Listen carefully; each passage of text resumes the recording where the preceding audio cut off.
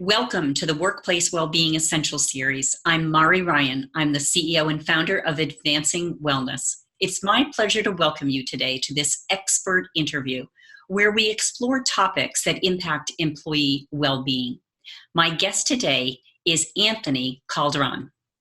Anthony is the chief vacationer at Sweet Break. Anthony received his bachelor's degree in marketing from the University of Portland and has since traveled the world in search of new foods, sites, and adventures. His company, Sweet Break, was launched in 2014 with the hope of changing the perception of annual vacations and enabling everyone to experience a balanced life outside the cubicle. Anthony, welcome. I'm so delighted to have you here today. Thank you, Mari. It's good to be here. Well, today we're going to explore topics related to time off and particularly paid time off. Employers invest a lot of resources in the time off benefits that they give to their employees. And yet the average American only uses half of their allocated paid time off. Right. And when they do take time off, they aren't fully disconnecting from work. Mm-hmm. The U.S. is the only developed country that doesn't mandate vacations. Right. Today, we're going to discuss the topic of benefits of taking time off and to both the employer and the employee. So, Anthony, why is it important for employees to take vacation? Well, it's not just a vacation that is the key point here. It's a matter of getting away from work, getting out of your normal routine, and getting to a place that is different, that gives you more insight to different communities and people and food. It just expands your horizon and gets you out of your normal activity and enables you time to really decompress, because we don't realize how much stress we are under every day at work, even if you love your work, which I hope everyone does love their work. But the chances are we have a lot of stress. And if we don't give ourselves time to decompress, we're really not giving ourselves time to be the best employee we can possibly be. Well, so I'm really curious then, why is it that you think that employees are not taking all of their allocated time, this benefit that their employer's providing for them? Well, it really started back in the 70s. We've lost about 6 days of vacation between 1972 and today. And a lot of the reasons as of today is just because everybody is on that track to get up in the company. They want to look like they are more devoted than their co-workers. They don't want to come back to a mountain of work. And really, technology has connected us 24/7. So even when we're on vacation, we have that phone or that computer that links us to our work. So unless we really take that unplugged vacation, we don't get the benefits of vacations. And so it's really important that people not just take those 1 and 2 day weekends, that people take a full week to decompress and take advantage of the benefits of vacationing. Well, it's so interesting because it seems that, I totally agree that the benefits of vacation cannot be overemphasized, and getting people out of the office, away from work so that they can refresh and recharge is so, so very important. Right. In fact, some people think that the more time they put into work, and employers too, the more time employees put into work, the more productive, the more work they get done. And studies are clearly shown that employees that don't take time off are far less productive. They're at work, but they're not necessarily getting work done. So if you want to get more work done, and it sounds kind of ridiculous, but if you want to get more work done, take time off first and then come back to work, and then you're fully invested in your work. That's really good advice. I'm curious, from your perspective, what can employers do to encourage employees to take paid time off? Now I think it would be in the employer's best interest for them to, because this is carried for most organizations, they carry vacation time as a liability on their balance sheet. Right. In fact, the average company of 50 or more employees have $1,580 on their books per employee. And if you add that up over the course of all of your employees, that's a lot of liability that they have that they need to actually get off their books. So getting employees on vacation is important, not only for health and productivity, but for your books as well. So what can they do? So what can they do? What can employers do to encourage their employees to take time off?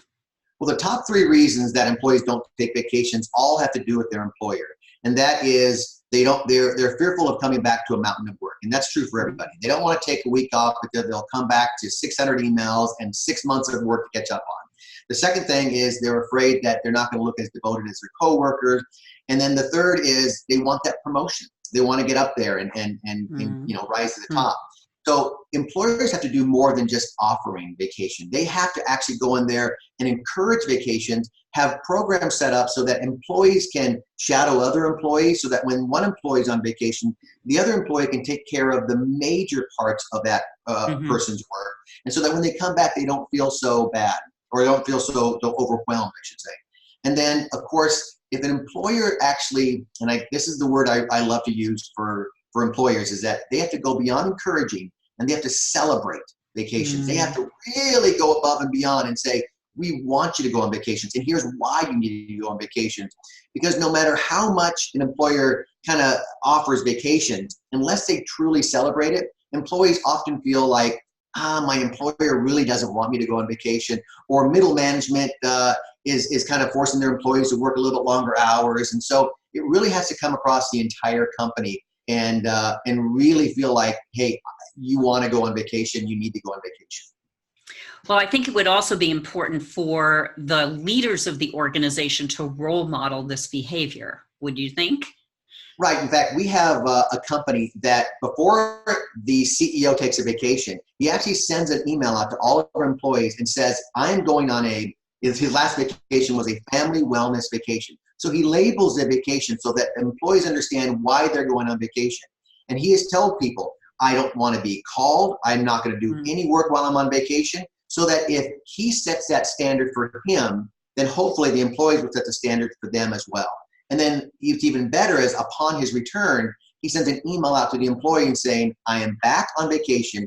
Here's what I did while I'm on vacation. Not necessarily activities, but I rested. I took time to read books. I took time to explore. Now I'm coming back a better person. I can actually be a better CEO. And by doing so, again, they set that standard. They actually reshape culture around how vacations are viewed.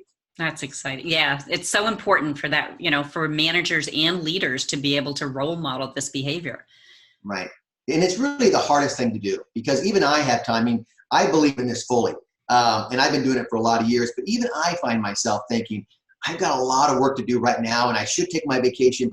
And then I think, you know what? The world will not stop if I am not in it for a week.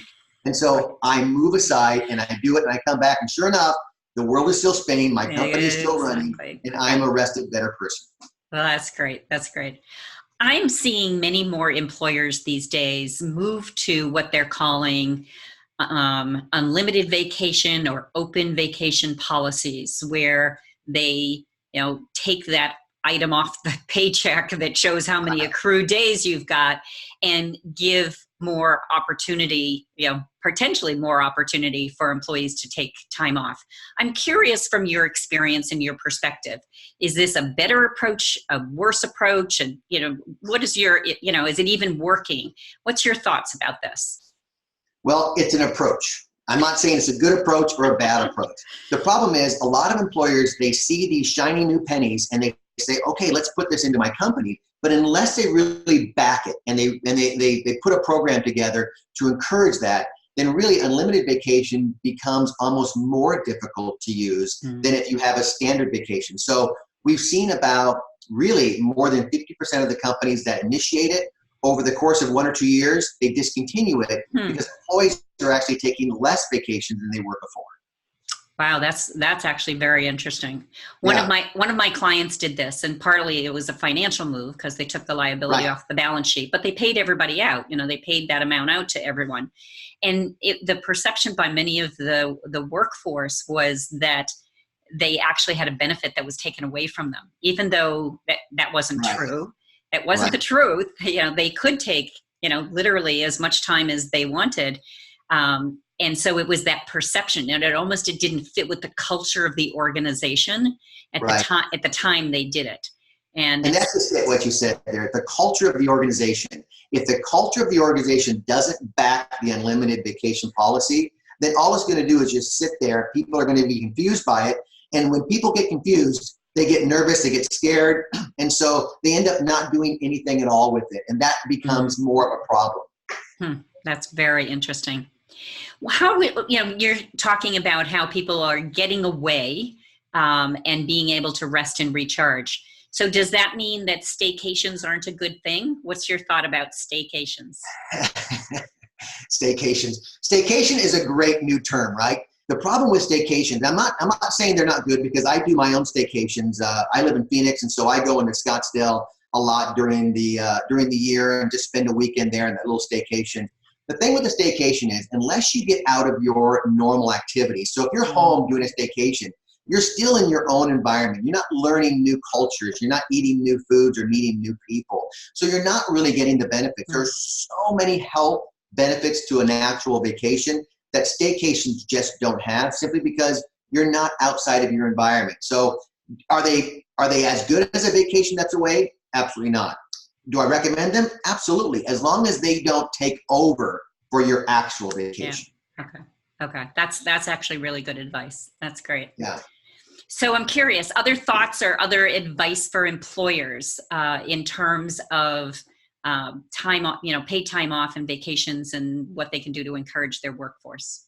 Well, the thing about vacations is, I truly believe that they are the most powerful initiative in your wellness arsenal, because the wellness has become such a prevalent part of any employment that everybody seems to have it, and they all have it for different reasons. Some have it because they want to reduce their overhead and their premium. Some have it for retention and acquisition, and some have it just because it's a great perk for employees. The problem is, you lead with weight loss and smoking cessation and exercise, which really you're saying to most people, you're overweight, you smoke, and you're really not very active. And so those are negatives. We hear all that around anytime on the internet. Dr. Oz is telling us 10 ways to lose weight in 15 minutes to rock hard abs. So that when we get to the employer, when they're saying it to us, it doesn't really resonate. It kind of is white noise. So I tell employers to start off with a positive. Start off with, hey, vacations are important to your health. In fact, women that don't make vacations annually are 8 times more likely to die of stroke, heart attack, or heart disease. 8 times more likely. And that's done by the Framingham Heart Study, which is the longest and most robust heart study in history. Right. Men are almost 50% more likely. But for women, this is the most, more women die of heart disease than any other disease out there, right? By far. So if women took a vacation every year and you could reduce your risk of heart disease by 8 times, isn't that a worthwhile cause to do it alone? So for employers, I say, start with the positive. You are important to me. We want you to take vacations. Here's a program that we set up to ensure that you don't come back to a mountain of emails, that you are, in fact, employees that take vacations, studies show that they're 31% more likely to get a raise. So if employers use this information to say, listen, if you want a raise, start taking vacation so you can become a better employer while you're here. And so it really has to come down, and it has to come down really strong and positive and with a commitment, and not just be this 1 week, hey, we want you to take a vacation and then leave it alone. It's got to be continuous. One thing that a company that we work with does is they have a site, a special site on their site for employees, where employees can put vacation pictures and say, listen, this is what I did while I'm on vacation. Right. This is why it was healthy for me. And they get these little bonuses for it. They get additional perks for doing this. And that way other employees can say, hey, look, John is going on vacation, therefore I can go on vacation. Look, Susan went there. That sounds like a lot of fun for me. And it becomes a talking point within the whole organization. That's great. That's a great suggestion. That's really, really a good idea. I really like that. And just give us a quick idea of what Sweet Break does and how employers can use that as a way to encourage vacation and time off. Well, Sweet Break really encompasses all of what we're trying to talk about with vacations, in that we help employers understand how to help employees prepare for a vacation, because a lot of employees feel like, oh, I shouldn't take a vacation. So they plan something 2 to 3 weeks out. Well, those 3 weeks are increased production because someone has something to look forward to. So if I knew I was going to go to Cancun in 3 months, there's a little more pep in my step because I'm excited about that Cancun vacation. So I'm getting more work done. I'm more active. I'm happier. And so we go in and show employers how to actually get employees to plan their success vacation to vacation, so that when they finish one vacation, they're already planning the next vacation. Yeah. So that they have that pep in their step. And if you could go to a company and say, listen, we can increase your productivity by 10%. They're going to say, wow, that's a huge amount. Well, if a vacation can improve an employee's productivity by 31%, wouldn't that be a focus for employers? So we really go in there and help them with policies and how to help employees prepare for vacations and how to come back from vacation without being more stressed by their workload. And then we provide what we call wellness dollars. And wellness dollars are incredible because wellness dollars decrease the amount of vacation costs for their employees by up to $1,000. So although the cost isn't the number one cause that employees don't go on vacation, it's still a reason. And so we actually provide around $1,000 per employee per year that they can use while they're on vacation. And it doesn't cost the company but just a tiny fraction of that, depending on the size of the company. That's great. That's great. Great benefit and great offering. And I'm glad we were able to explore that. And I just wanted to ask, so where's your next big adventure? Where are you off to next? My next great adventure, well, we are going to Puerto Vallarta just because it's one of my favorite cities in the world. I love Puerto Vallarta. We have a resort there that we go to. The kids love it. They have a Cirque du Soleil training center there, so we're able to go in there and watch them train, and it's really fun. But the next big one is Croatia. Croatia is a place I've wanted to visit for a long time. It's a little bit out there. Not a lot of people think about it as a vacation destination, but I encourage you, it is one of the greatest spots that I've never been to, so I'm going to, and when I come back, I'll share it on my site. I'll want to know all about that because it's on my list of places to go to. That's great. So Anthony, if our audience wants to learn more about you and the work that you're doing, where can they find you? On our site, which is sweetbreak.com, and that's SUITEBREAK, sweetbreak.com. You can email us up at info@sweetbreak.com. And then we have a lot of people that actually answer all of these, so that even if you have a question about a vacation, which I had this morning, and somebody says, I have $500 to spend, where can I go? And we were able to give her 10 examples of where she could go that she never even thought of. And that's something you can't do with any other really online travel service. That's fabulous. Well, thank you so much for being here today. I'm grateful for your time, and happy vacationing. Thank you. Happy vacation to you, Martin. Thank you.